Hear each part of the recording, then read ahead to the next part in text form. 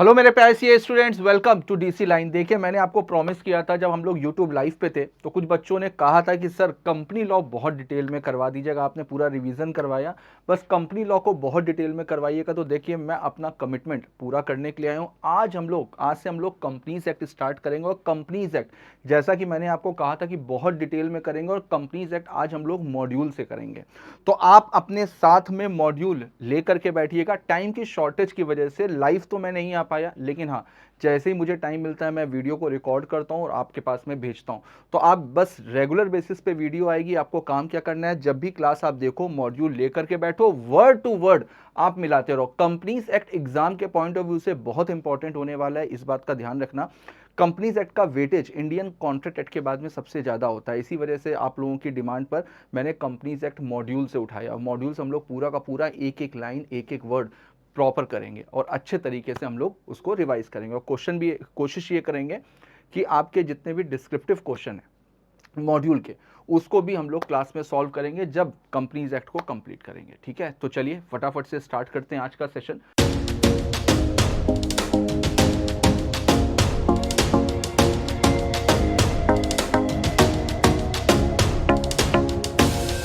तो सबसे पहले देखो कंपनी होती क्या है। देखिए, किसी भी सीए की लाइफ में कंपनी एक बहुत इंपॉर्टेंट टॉपिक होने वाला है। क्यों? क्योंकि सीए का आपका आधे से ज़्यादा करियर आपका कहीं ना कहीं कंपनी वर्ड के इर्द गिर्द घूमता रहेगा। ठीक है, क्यों?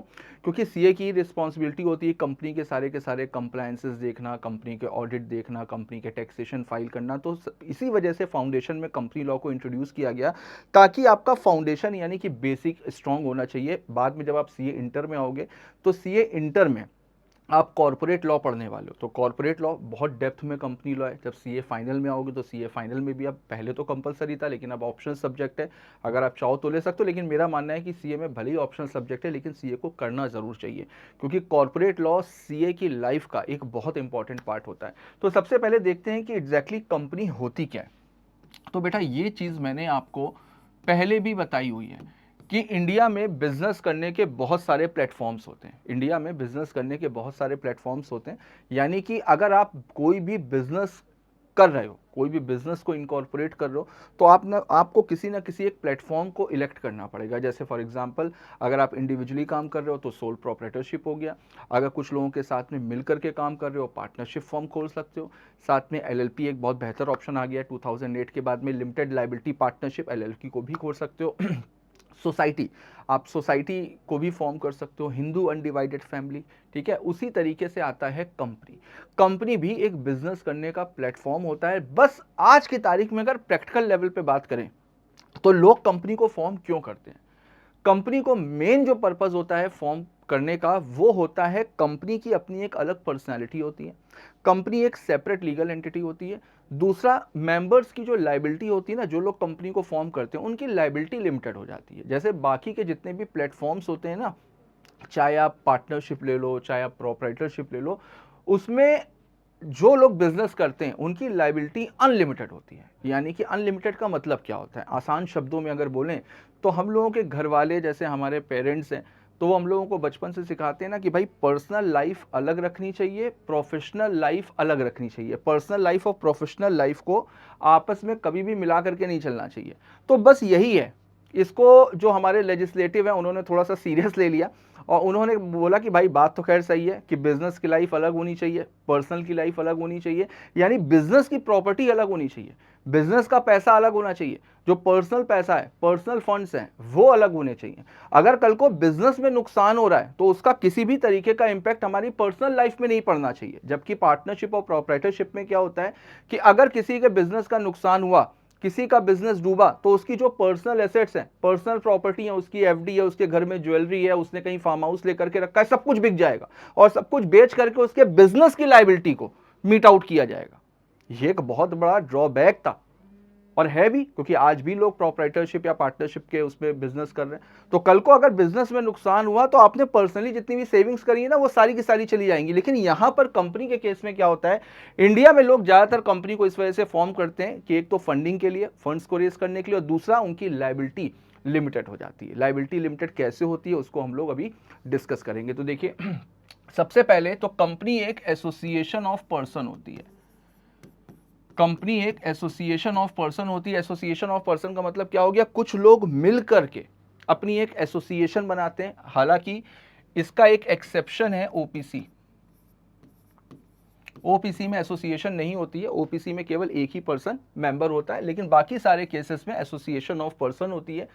दूसरा, अगर आपको कंपनी के प्लेटफॉर्म में बिजनेस करना है तो आपको कंपनी को इनकॉर्पोरेट कराना पड़ेगा, और जैसे ही कंपनी इनकॉर्पोरेट होगी, जैसे ही कंपनी इनकॉर्पोरेट होगी वो हो जाती है सेपरेट लीगल एंटिटी। वैसे वो किसमें हो जाती है, सेपरेट लीगल एंटिटी। अब इस वर्ड का मतलब क्या है, सेपरेट लीगल एंटिटी का? सेपरेट लीगल एंटिटी का मतलब है बेटा, जैसे ही कंपनी फॉर्म हुई, कंपनी और कंपनी के जो फाउंडर्स हैं,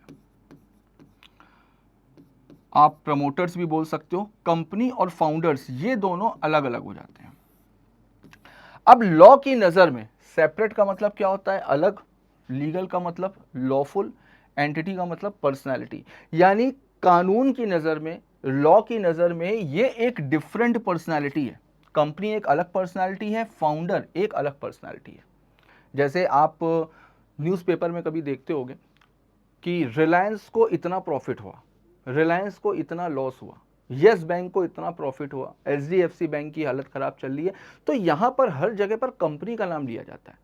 कल को अगर न्यूज़पेपर में आया कि भाई रिलायंस को 5,000 करोड़ का प्रॉफिट हुआ, तो वो प्रॉफिट रिलायंस का है, वो प्रॉफिट मुकेश अंबानी का नहीं है। वहां पर यह बोला जाएगा कि रिलायंस को इतना प्रॉफिट हुआ, यानी कंपनी को इतना प्रॉफिट हुआ है। क्यों? क्योंकि लॉ की नजर में कंपनी एक अलग पर्सनैलिटी है। कब जो बिजनेस होता है ना, वो फाउंडर का बिजनेस नहीं होता है। हम लोग ले मैन के पॉइंट ऑफ व्यू से अगर सोचो, एक आम आदमी के पॉइंट ऑफ व्यू से सोचो, तो लोग बोलते हैं भाई ये हमारी कंपनी है, ये हमारा बिजनेस है। नहीं, कंपनी किसी की नहीं होती है। कंपनी हमेशा लॉ की नजर में एक लीगल एंटिटी होती है। अब कंपनी अलग है, फाउंडर अलग है, बिजनेस किसका है? बिजनेस कंपनी का है, ना कि फाउंडर का। फाउंडर तो बस बिजनेस को बढ़ा रहा है।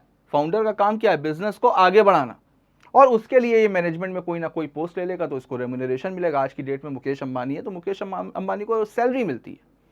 आज मुकेश अंबानी अगर एशिया का रिचेस्ट पर्सन है तो इस वजह से नहीं है कि वो रिलायंस उसकी है, नहीं, उसके पास में रिलायंस की शेयर होल्डिंग है अच्छी खासी, इस वजह से वो एशिया का रिचेस्ट पर्सन है। लेकिन अगर वो आज की तारीख में ये बोले, कभी उसको कहीं उसके मुंह से कभी सुना है कि रिलायंस मेरी कंपनी है, मैं रिलायंस का मालिक हूं, I am the owner of Reliance? नहीं। ठीक। अब देखो, तो मैंने आपको बताया कि आज की तारीख में अगर लोग कंपनी को इनकॉर्पोरेट करते हैं तो इनकॉर्पोरेट करने का जो मेन पर्पस होता है, वो एक तो रीजन होता है सेपरेट लीगल एंटिटी, दूसरा लिमिटेड लाइबिलिटी, अपनी लाइबिलिटी को रिड्यूस करना। तो चलिए एक बार फटाफट से समझते हैं कंपनी एग्जैक्टली होती क्या है। तो देखो, पहले चलता था कंपनीज एक्ट 1956, इसको रिपील करके, यानी कि इसको खत्म करके कंपनीज एक्ट 2013 आया। हालांकि कंपनीज एक्ट 1956 ऐसा नहीं कि कंपनी का जो इंडिया में जो शुरुआत है कंपनी की वो 1956 से हुई, ऐसा नहीं है। इसके पहले भी बहुत सारे एक्ट आए। ब्रिटिश गवर्नमेंट एग्जैक्टली अगर देखा जाए तो कंपनी जो वर्ड है और जो कंपनी एक बॉडी है, कंपनी जो एसोसिएशन है या कंपनी का जो प्लेटफॉर्म है, ये ब्रिटिश गवर्नमेंट का दिया हुआ है। अगर मैं आपसे पूछूं कि इंडिया में इंडिया की पहली कंपनी कौन सी है, इंडिया में कंपनी कैसे स्टार्ट हुई, तो अगर वैसे देखा जाए तो इंडिया की पहली कंपनी जो है वो ईस्ट इंडिया कंपनी थी। ईस्ट इंडिया कंपनी जब इंडिया में आई तो उसके बाद से ही कंपनी का हिसाब किताब शुरू हुआ, कंपनी का बिजनेस का प्लेटफॉर्म शुरू हुआ। फिर ब्रिटिश गवर्नमेंट ने यहाँ पर बहुत सारे एक्ट्स बनाए कंपनी लॉ को लेकर के, तो उसको फॉलो करते करते करते करते करते फिर 1956 में जब आज़ाद हो गया देश, तो ये बोला जा सकता है कि आज़ाद भारत का, इंडिपेंडेंट इंडिया का जो पहला कंपनी लॉ था वो था कंपनीज एक्ट 1956, जिसको रिपील किया गया 2013 में और इंट्रोड्यूस किया गया कंपनीज एक्ट 2013। और रिपील करने के पीछे का पर्पस था, देखिए, जैसे जैसे समय बीतता रहता है, लोगों के सोचने के तरीके में फर्क आता है, लोगों के काम करने के तरीके में फर्क आता है। तो भाई जब सोचने के तरीके, काम करने के तरीके, हर एक चीज बदल रही है, सोसाइटी बहुत तेजी से बदल रही है, तो बिजनेस भी तो बदलेगा, बिजनेस को करने का तरीका भी तो बदलेगा। तो इस वजह से कंपनीज एक्ट 1956 को रिपील करके कंपनीज एक्ट 2013 आया। ठीक है। तो इसको देखिएगा, इसमें टोटल जब कंपनीज एक्ट 2013 आया तो टोटल मिलाकर के 470 सेक्शंस थे। हालांकि आपको अभी पूरे नहीं पढ़ने हैं, सीए इंटर में भी पूरे नहीं पढ़ोगे, ठीक है लेकिन आज जितने भी इंपॉर्टेंट हैं वो सारे के सारे आप पढ़ने वाले हो। अब यहां से हम लोग स्टार्ट करते हैं, यहां तक तो इंट्रोडक्टरी पार्ट था, ठीक है यहां से हम लोग स्टार्ट करते हैं applicability of the companies act 2013। अब क्वेश्चन ये उठता है कि जो कंपनीज एक्ट 2013 है वो तो नाम से ही समझ में आ रहा है कि भाई कंपनी के लिए है। जितनी भी कंपनीज होती हैं उन सब के लिए कंपनीज एक्ट 2013 है, यानी कि जो कंपनी है वो हमेशा कंपनी लॉ को फॉलो करेगी। लेकिन कंपनी एक बड़ा प्लेटफॉर्म होता है। बड़ा प्लेटफॉर्म होने का मतलब पता है क्या है बड़ा प्लेटफॉर्म होने का मतलब जिसमें बहुत सारे लोग पैसा लगाते हैं, जिसमें कंपनी लोग खोलते हैं फंडिंग को लेने के लिए, फंडिंग रेस करने के लिए।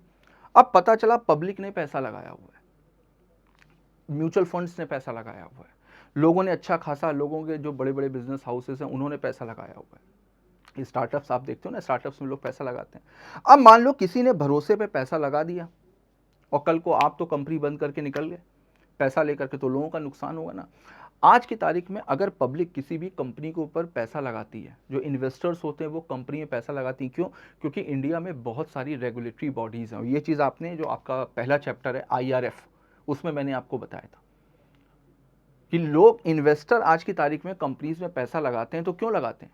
क्योंकि आज इंडिया में बहुत सारी रेगुलेटरी बॉडीज़ हैं और पब्लिक को कंपनीज के ऊपर भरोसा नहीं है, पब्लिक को भरोसा है उन रेगुलेटरी बॉडीज़ के ऊपर, या ये मेरा पैसा नहीं डूबने देंगे। आज की तारीख में अगर मैं यहाँ पर आपको पढ़ा रहा हूँ तो मैंने भी किसी कंपनी के शेयर्स लेकर के रखे होंगे। आज मैं तो आपको पढ़ा रहा हूँ, लेकिन कंपनी में तो भी काम चल रहा है।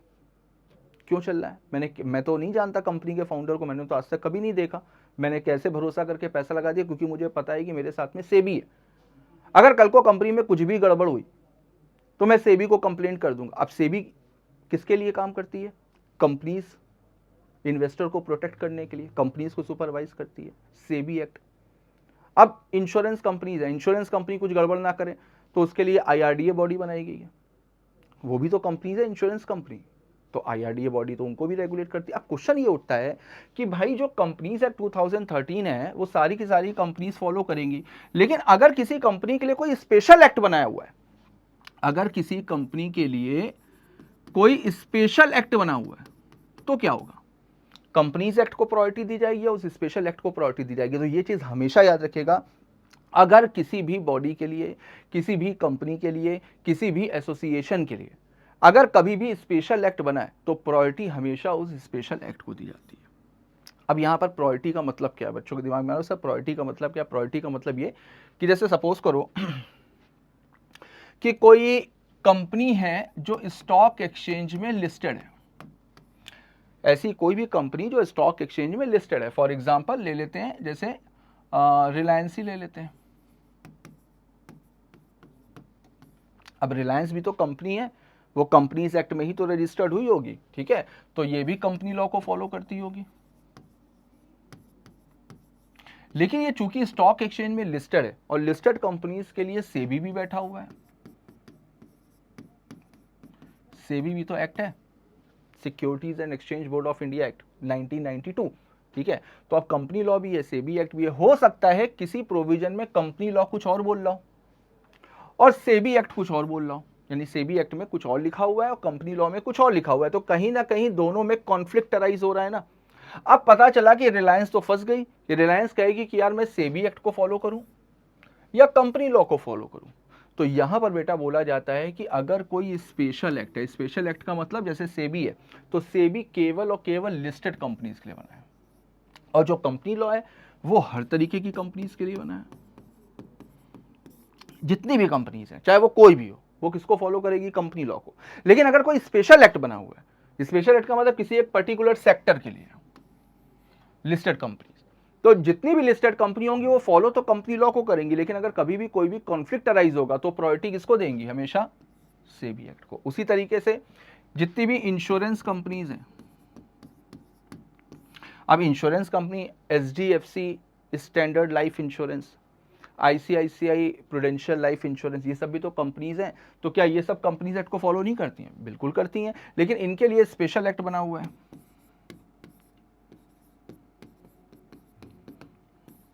IRDA act, insurance regulatory and development authority act. ठीक, तो अब इंश्योरेंस कंपनी क्या करेगी, कल को IRDA कुछ और बोल रहा है और कंपनी लॉ कुछ और बोल रहा है, नहीं फिर से कॉन्फ्लिक्ट अराइज हो रहा है, तो इंश्योरेंस कंपनी किसको फॉलो करेगी, इंश्योरेंस कंपनी फॉलो करेगी IRDA को। क्यों, क्योंकि ये स्पेशल एक्ट है जो केवल और केवल इंश्योरेंस के लिए बनाया गया है। उसी तरीके से बैंकिंग रेगुलेशन एक्ट, अब कोई HDFC bank limited, ICICI bank, क्या ये सब कंपनी लॉ को फॉलो नहीं करते हैं, बिल्कुल करते हैं। लेकिन अगर कल को बैंकिंग रेगुलेशन एक्ट में कुछ और लिखा हुआ है और इसमें कुछ और लिखा हुआ है, तो बैंक्स किसको प्रायोरिटी देंगे, बैंकिंग रेगुलेशन एक्ट को। तो जो यहां पर क्वेश्चन पूछा गया है कि भाई कौन कौन सी जो कंपनीज एक्ट 2013 है वो किसके किसके ऊपर एप्लीकेबल होता है, तो एक बार देखिए, the provision of the act shall apply to companies incorporated under this act or under any previous company law.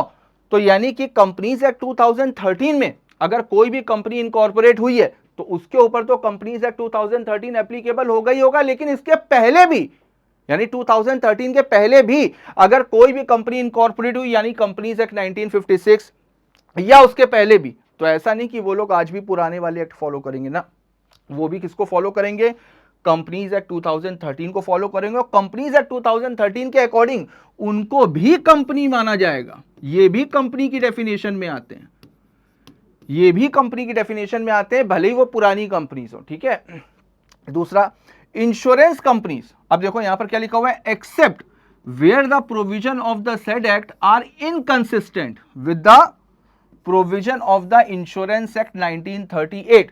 तो यानी जितनी भी इंश्योरेंस कंपनीज हैं उनके ऊपर भी अप्लाई होगा, लेकिन अगर कहीं पर भी इनकंसिस्टेंसी है बिटवीन कंपनीज एक्ट 2013 और इंश्योरेंस एक्ट 1938 और द IRDA एक्ट 1999, तो वहां पर प्रायोरिटी कंपनीज एक्ट को नहीं दी जाएगी, वहां पर ये अपने स्पेशल एक्ट को फॉलो करेंगे। मेरी बात समझ में आ रही है? तो अगर कभी भी कॉन्फ्लिक्ट अराइज होगा तो प्रायोरिटी हमेशा स्पेशल एक्ट को दी जाएगी। देखो अब उसी तरीके से बैंकिंग कंपनीज हैं, तो क्या बैंकिंग कंपनीज नहीं करेंगी, बिल्कुल करेंगी, बैंकिंग कंपनीज भी फॉलो करेंगी, लेकिन अगर कहीं पर भी इनकंसिस्टेंसी है with the provision of banking regulation act 1949, तो वहां पर प्रायोरिटी बैंकिंग रेगुलेशन को दी जाएगी। उसी तरीके से आगे देखते हैं। अब देखो, अब companies engage in the generation और सप्लाई ऑफ इलेक्ट्रिसिटी, यानी कि जो इलेक्ट्रिसिटी कंपनीज हैं क्या वो फॉलो नहीं करेंगी, उनके ऊपर भी कंपनीज एक्ट अप्लाई होगा। लेकिन अगर इलेक्ट्रिसिटी एक्ट 2003 जो कि एक स्पेशल एक्ट है, इसके साथ में अगर कोई भी इनकंसिस्टेंसी हुई तो इलेक्ट्रिसिटी कंपनी किसको प्रायोरिटी देगी, इलेक्ट्रिसिटी एक्ट 2003। जैसे अडानी पावर लिस्टेड है, रिलायंस पावर लिस्टेड है, टाटा पावर लिस्टेड है, तो ये सब भी तो कंपनीज हैं, ये भी कंपनीज एक्ट में ही रजिस्टर्ड हुई होंगी, तो ये भी कंपनी लॉ को फॉलो करेंगी, लेकिन ये लोग प्रायोरिटी किसको देंगी, इलेक्ट्रिसिटी एक्ट 2003 को। उसी तरीके से any other company govern by any special act for the time being in force, तो ऐसी कोई भी कंपनी जो स्पेशल एक्ट के थ्रू बनी हो, जो स्पेशल एक्ट के थ्रू बनी हो, तो उसके ऊपर भी कंपनीज एक्ट अप्लाई होगा, लेकिन वही बात आ जाती है कि प्रायोरिटी हमेशा किसको दी जाएगी, स्पेशल एक्ट को। डन है सबको? तो such body corporate which are incorporated by any act for the time being in force and as the central government may by notification specify in this behalf, और अगर कोई भी बॉडी कॉर्पोरेट जो special act के through बनी हो और central government ने उसके लिए कोई नोटिफाइड किया हो, कोई भी नोटिफिकेशन इशू किया हो, ठीक है, तो इन सारी कंपनीज के ऊपर कंपनीज एक्ट एप्लीकेबल होता है। तो यहां पर देखिए, तो इन सारी कंपनीज के ऊपर कंपनीज एक्ट 2013 एप्लीकेबल होगा। आगे देखते हैं। अब देखो कंपनी होती क्या है, मीनिंग और फीचर में देख लेते हैं। तो देखिए यहां से यहां पर तो खैर जो फिलोसफर्स हैं उनकी डेफिनेशन दी गई है, चीफ जस्टिस मार्शल और प्रोफेसर हैने की, इस तरीके की डेफिनेशन एग्जाम में नहीं पूछी जाती बेटा, ठीक है।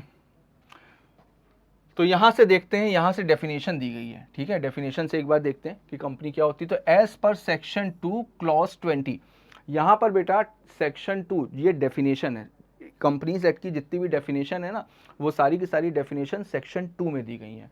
और सेक्शन 2 के आगे जो ब्रैकेट में लिखा हुआ है इसको क्लॉज पढ़ेंगे। बहुत सारे बच्चों को कंफ्यूजन होता है कि सर ये सब सेक्शन है क्या, नहीं, ये क्लॉज है।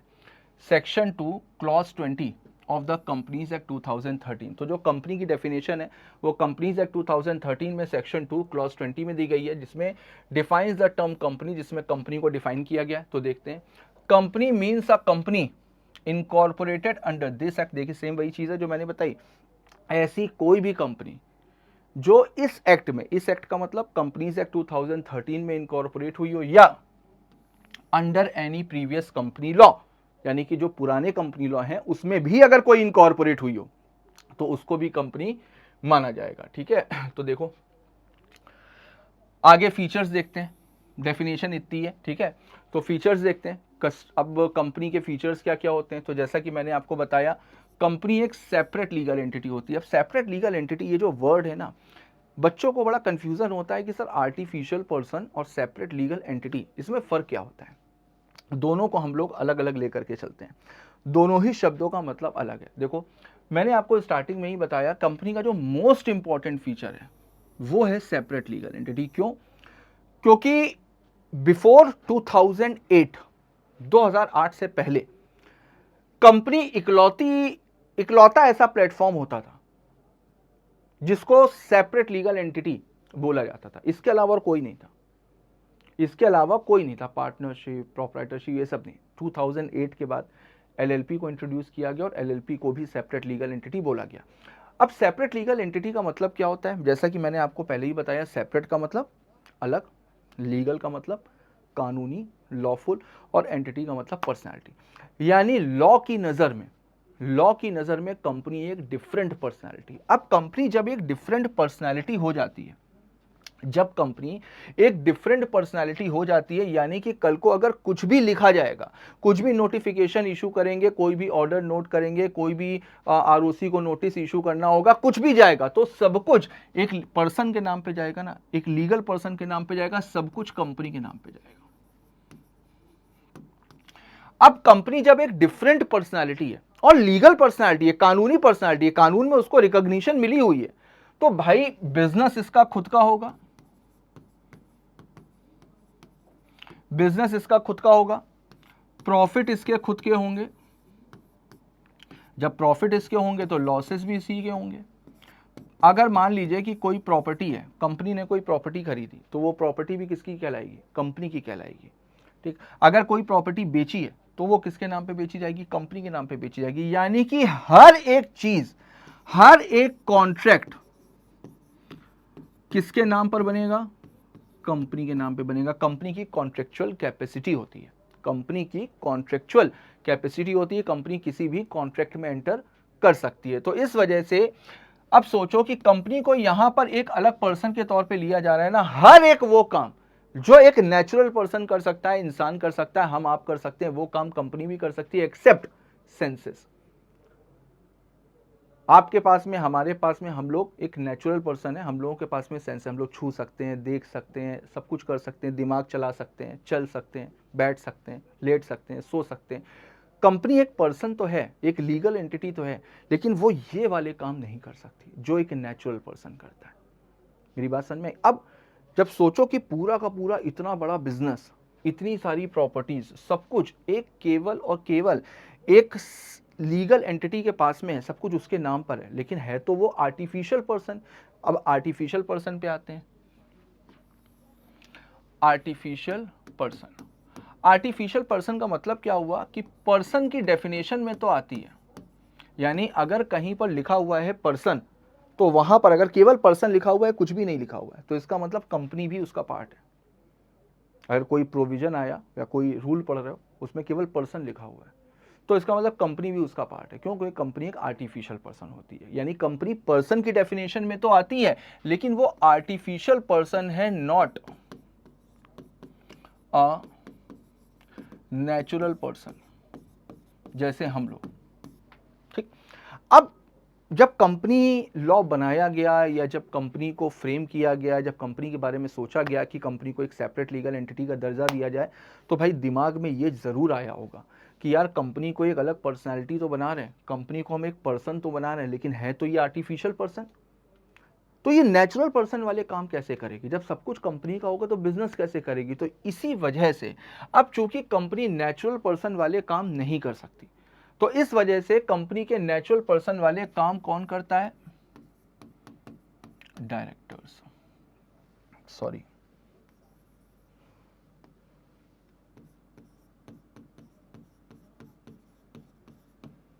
कंपनी में जो डायरेक्टर्स होते हैं ना, वो कंपनी के बिहाफ पे हर वो काम करते हैं जो कंपनी नहीं कर सकती, क्योंकि कंपनी एक आर्टिफिशियल पर्सन है। तो नेचुरल पर्सन वाले सारे के सारे काम कौन करता है? डायरेक्टर्स करते हैं। इसी वजह से बोला जाता है directors are agent of company. Directors are agents of company. ये इस लाइन को नोट कर लेना मॉड्यूल में। क्यों? एग्जाम में एक बार क्वेश्चन पूछा गया था, directors are agents of share holders.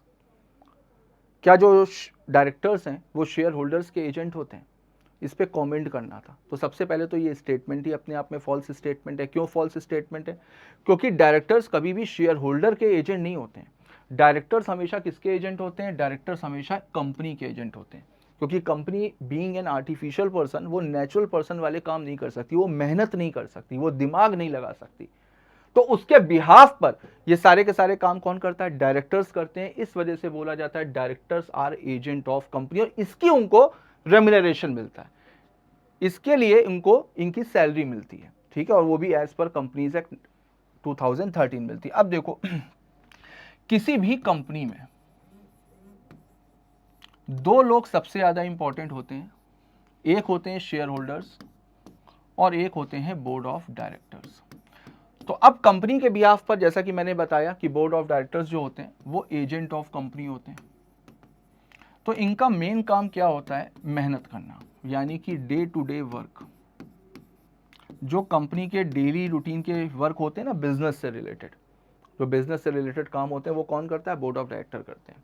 Share holder कौन होते हैं? अब कंपनी तो देखो तो एक आर्टिफिशियल पर्सन है, आर्टिफिशियल पर्सन है। आर्टिफिशियल पर्सन के पास में पैसा कहां से आएगा? आर्टिफिशियल पर्सन के पास में पैसा कहां से आएगा? बिजनेस करने के लिए, बिजनेस के लिए तो पैसा चाहिए, कैपिटल चाहिए। तो अब आर्टिफिशियल पर्सन है, उसके पास में पैसा नहीं, तो उसको पैसा कौन देता है?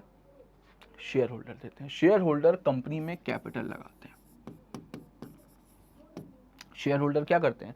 कंपनी में पैसा लगाते हैं और उसी पैसे से कंपनी बिजनेस करती है। लेकिन क्या शेयर होल्डर ये क्लेम कर सकते हैं कि भाई कंपनी का बिजनेस मेरा बिजनेस है? नहीं क्लेम कर सकते। क्यों नहीं कर सकते? वो इस वजह से नहीं कर सकते क्योंकि कंपनी एक सेपरेट लीगल एंटिटी है।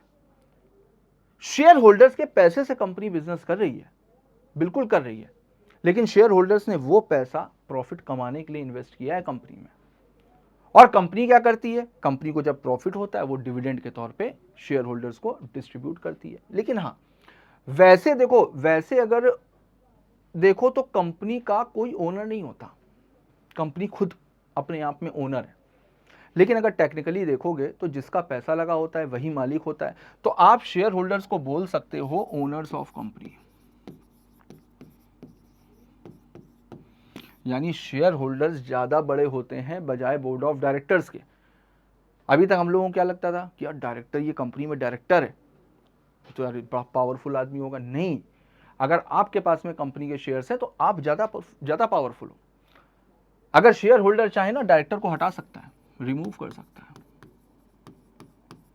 बिल्कुल। अगर आज की तारीख में सारी शेयर होल्डर्स इकट्ठा हो जाए ना, तो मुकेश अंबानी को मुकेश अंबानी की कंपनी से ही निकाला जा सकता है, रिलायंस से ही निकाला। और ऐसे बहुत सारे केसेस हुए हैं, बहुत सारे केसेस हुए हैं कि लोगों ने मेहनत करी, कंपनी खड़ी करी, कल को उन्हीं को ही उनकी कंपनी से निकाल करके बाहर कर दिया गया था। जैसे स्टीव जॉब्स ने जब अपनी लाइफ की पहली कंपनी इनकॉर्पोरेट करी थी, मेहनत करी, कंपनी खड़ी करी, बिजनेस का प्लान बनाया, सब कुछ किया। जब बिजनेस खड़ा हो गया तो बिल गेट्स ने स्टीव जॉब्स को निकाल करके बाहर कर दिया। अभी हाल ही में हमारे रेमंड्स के फाउंडर थे, उनकी डेथ हुई। वो बेचारे किराए के घर में रहते रहते उनकी डेथ हुई। रेमंड्स इतना बड़ा ग्रुप उन्होंने खड़ा किया, खत्म। कोई उनका बेटा चला रहा है, उनके बेटे के और उनके बीच के रिलेशन अच्छे नहीं थे। उनके बेटे ने पूरी की पूरी कंपनी को टेक ओवर कर लिया था, और जिसने रेमंड्स को खड़ा किया उनको निकाल करके बाहर कर दिया। ऐसे बहुत सारे किस्से मिलेंगे जहां पर लोगों ने मेहनत करी, कंपनी खड़ी की, लेकिन उनको नहीं, कंपनी किसी की नहीं होती है। कंपनी किसी की नहीं होती है। क्यों? क्योंकि कंपनी एक सेपरेट लीगल एंटिटी। और अगर कंपनी को कंपेयर करना हो ना तो कंपनी को लॉ में एक अलग पर्सन के तौर पर रिकॉग्नाइज किया गया है। लेकिन है तो आर्टिफिशियल पर्सन, दिमाग नहीं है उसके पास में। आप कंपनी को एक बच्चे की तरह से ट्रीट कर सकते हो। जैसे कंपनी को आप एक छोटे से बच्चे की तरह से ट्रीट करो, जैसे एक छोटा बच्चा है, उसके पास में दिमाग नहीं है, लेकिन है तो वो इंसान ही ना, है तो वो पर्सन। तो उसी तरीके से क्या पेरेंट्स अपने बच्चों के लिए बोल सकते हैं कि मैं उसका ओनर हूँ? नहीं बोल सकते ना भाई। पेरेंट्स है, देखभाल करते हैं, बच्चों को कंट्रोल भी करते हैं, देखभाल भी करते हैं, बच्चों की चिंता भी करते हैं। ठीक उसी तरीके से बेटा फाउंडर भी होता है। जो फाउंडर होता है ना कंपनी का, ठीक उसी तरीके से होता है। उसको कंपनी की चिंता भी होती है, बिजनेस की भी चिंता होती है, सारी चीज़ें करता है, कंपनी को खड़ा भी करता है, मेहनत भी करता है। लेकिन जैसे होता है ना कि बच्चे बड़े होकर के अपने माँ बाप को छोड़ करके कहीं दूसरी जगह पर जॉब करने लगते हैं, ठीक उसी तरीके से यहाँ पर भी होता है। क्योंकि कंपनी में परपेचुअल सक्सेशन का भी फीचर होता है। मेंबर आते रहते हैं, जाते रहते हैं, कंपनी चलती रहती है, कोई परमानेंट नहीं टिक सकता। तो फाउंडर ने तो कंपनी खड़ी कर दी, उसके बाद फाउंडर चला गया, लेकिन कंपनी चलती रहेगी। जैसे बच्चा जो है जब बड़ा हो जाता है तो अपने पेरेंट्स से अलग हो जाता है, लेकिन बच्चे की तो अपनी फैमिली होती है, बच्चा अब अपनी अलग फैमिली के साथ में रह रहा है। बस हाँ, पेरेंट्स को पैसे देता रहता है, पेरेंट्स का ध्यान रखता है। तो उसी तरीके से भाई अगर कंपनी के मेंबर्स अच्छे हैं तो पुराने फाउंडर का ध्यान रखे रहेंगे। बस यही चीज़ होती है ना। तो आप कंपनी को एक बच्चे की तरह से ट्रीट, और ऐसे बच्चे के साथ ट्रीट करो जो जिसके पास में दिमाग नहीं होता, क्योंकि कंपनी के पास में दिमाग नहीं होता। अब जिसके पास में दिमाग नहीं होता है तो उसके लिए कोर्ट क्या करती है? कोर्ट कोई ना कोई गार्जियन अपॉइंट करती है ना। तो उसी तरीके से गवर्नमेंट क्या करती है कि ये चेक करने के लिए कि सारी कंपनीज में सब कुछ सही चल रहा है कि नहीं चल रहा है, तो उसके लिए एक बॉडी बनाई गई है, इनका भी एक गार्जियन बनाया गया है, आरओसी, रजिस्ट्रार ऑफ कंपनीज। ये एक तरीके से गार्जियन है। हर एक चीज, छोटे सा छोटा रिटर्न, कंपनी में कुछ भी हुआ है तो उसके लिए रिटर्न फाइल करना पड़ेगा, उसके लिए इन्फॉर्म करना पड़ेगा आरओसी को। क्यों आरओसी बनाई गई है? इसीलिए तो बनाई गई आरओसी, ताकि ये सुपरवाइज कर सकें कि कंपनी सही तरीके से चल रही है कि नहीं चल रही। क्योंकि कंपनी इकलौता ऐसा प्लेटफॉर्म है जिसमें पैसा कोई और लगाता है और काम कोई और करता है। और किसी भी बिजनेस में ऐसा नहीं होता है कि पैसा कोई और लगा रहा है, काम कोई और कर रहा है। और कंपनी में जो पैसा लगाता है वो शेयर होल्डर, काम कौन कर रहा है? डायरेक्टर हो। ट्रस्ट नहीं होगा, गवर्नमेंट का कंट्रोल नहीं होगा, गवर्नमेंट सुपरवाइज नहीं करेगी, तो भाई कैसे भरोसा कर पाएंगे शेयर होल्डर? और अगर शेयर होल्डर कैपिटल नहीं देगा तो कंपनी बिजनेस कैसे करेगी? क्यों? क्योंकि बिजनेस करने के लिए तो पैसा चाहिए ना। तो बेटा बस यही कॉन्सेप्ट है कंपनी का। और इसी के साथ में मैंने आपको परपेचुअल सक्सेशन का भी फीचर बताया। परपेचुअल सक्सेशन में कोई भी परमानेंट नहीं होता, लोग आते हैं चले जाते हैं। इन्फोसिस, सुधा मूर्ति, नारायण मूर्ति अपने घर की ज्वेलरी को बेच करके इन्फोसिस खड़ी करी, लेकिन आज सुधा मूर्ति, नारायण मूर्ति रिटायर हो चुके हैं, लेकिन कंपनी कोई और चला रहा है, कंपनी चल रही है। धीरू भाई अंबानी ने रिलायंस खड़ी करी, धीरू भाई अंबानी चले गए, उनका बेटा चला रहा है, लेकिन कंपनी चली ना। तो मेंबर्स आते रहते हैं, जाते रहते हैं, लेकिन कंपनी चलती रहती है। कंपनी अगर लॉ के थ्रू इनकॉर्पोरेट हुई है, कंपनी अगर लॉ के थ्रू इनकॉर्पोरेट हुई है तो वाइंड अप भी, यानी कि बंद भी, लॉ के ही थ्रू होगी। तो देखिए, perpetual succession, change in members does not affect existence of company. Done है। तो बेटा आज हम लोगों ने कंपनी का मतलब समझा और कंपनी के दो फीचर्स हम लोगों ने समझे। ठीक है, तो उम्मीद है यहाँ तक की क्वांटिटी आपको समझ में आई होगी, यहाँ तक का सब्जेक्ट मैटर आपको समझ में आया होगा, कंपनी का बेसिक कॉन्सेप्ट समझ में आया होगा। तो नेक्स्ट टर्न पे इसके आगे के जितने भी फीचर्स हैं, इसके जितने भी केस लॉज हैं, पूरा का पूरा मैंने मॉड्यूल उठाया हुआ है। तो नेक्स्ट टर्न पर इसको कंप्लीट करेंगे और कोशिश करेंगे कि 7 से 8 टर्न में इसको ख़त्म करें। ठीक है, तो चलो फिर मिलते हैं नेक्स्ट टर्न पे। तब तक के लिए all the best, goodbye and thank you.